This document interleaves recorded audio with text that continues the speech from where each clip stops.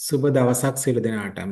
නිර්මාණශීලී දක්ෂ දරපරපුරක් ගොඩනගන්න නම් ගුරුවරයාගේ ගුරු භූමිකාව තීරණාත්මකයි. ගුරුවරයා ගුරු භූමිකාව රඟ දක්වන ආකාරය මත තමයි දරුවා නිර්මාණශීලී වෙනවද, දරුවා කොයිතරම් දක්ෂයෙක් වෙනවද කියන එක තීරණය වෙන්නේ.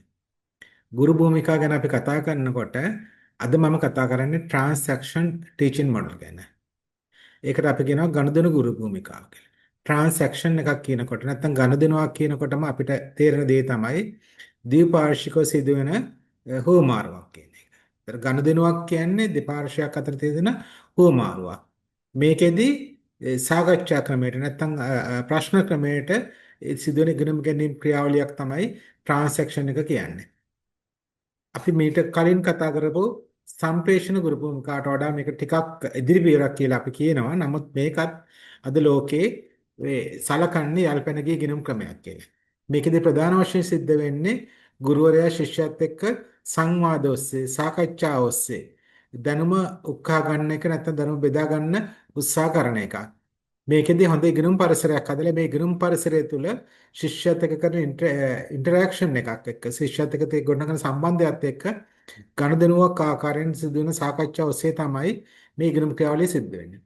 අපිට හොඳටම මේක මතක් කරන දේ තමයි බුදුන් වහන්සේ ආලෝක යකාව දමනය කරන්න පාවිච්චි කරපු ඉගෙනුම් ක්‍රමය. බුදුන් වහන්සේ ආලෝක යකත් එක්ක කරේ මොකක්ද?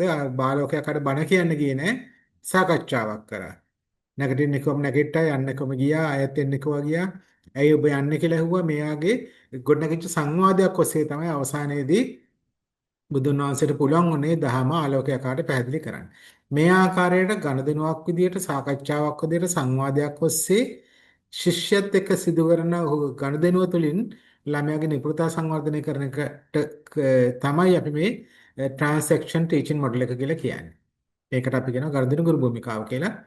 නමුත් දක්ෂ ගුරුවරයෙක් නිර්මාණශීලී ගුරුවරයෙක් මේ ට්‍රාන්සැක්ෂන් ගුරු භූමිකාවට නැත්නම් මේ ගනුදෙනු ගුරු භූමිකාවට ඔබට ගිහිල්ලා Tamanට ඉස්සර කටයුතු කරන්න පුළුවන් නම් තමයි අපි වඩා හොඳ ගුරුවරයෙක් කියලා මේ වර්තමාන ලෝකයේ සැලකන්නේ. එහෙමනම් ඔබ ගුරුවරයෙක් නම් ඔබ බලන්න සම්ප්‍රේෂණ ගුරු භූමිකාවෙන් කොහොමද මෙදෙන්න සම්ප්‍රේෂණ කුලනක් විදිහට දරුවන්ට දැනුම දෙන එකෙන් කොහොමද මෙදෙන්න මේ ගනුදෙනු ගුරු භූමිකාවත් තව ඉස්සරහට යන්න උත්සාහ කරන්න. අපි දේශන මාලාවක් අරගෙන යනවා දේශමාන ආචාර්ය අයියල්ගිනිගේ මහත්මයාත් එක්ක මේ ගුරු භූමිකාව කොහොමද වෙනස් වෙන්න ඕන කියන එක පිළිබඳව ඔබට පුළුවන් පහත ලින්ක් එක හරහා සම්බන්ධ වෙලා මේ දේශන පිළිබඳව පුළුල් අවබෝධයක් ලබා ගන්න.